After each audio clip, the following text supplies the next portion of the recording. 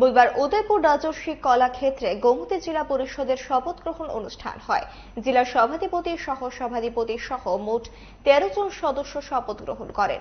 অনুষ্ঠানে উপস্থিত ছিলেন মন্ত্রী প্রণজিৎ সিংহ রায়। জেলা সভাধিপতি হয়েছেন দেবল দেবরায় এবং সহকারী জেলা সভাধিপতি সুজল সেন।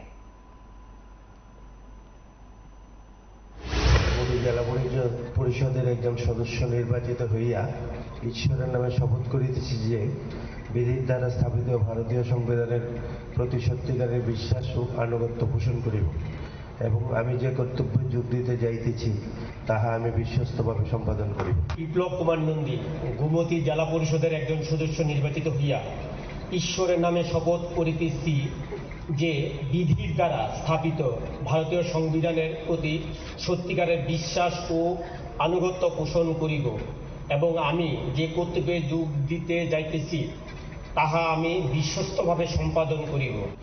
আমি বুলটি দাস দে গোমতী জেলা পরিষদের একজন সদস্য নির্বাচিত হইয়া ঈশ্বরের নামে শপথ করিতেছি যে বিধি দ্বারা স্থাপিত ভারতীয় সংবিধানের প্রতি সত্যিকারের বিশ্বাস ও আনুগত্য পোষণ করিব এবং আমি যে কর্তব্যে যোগ দিতে যাইতেছি তাহা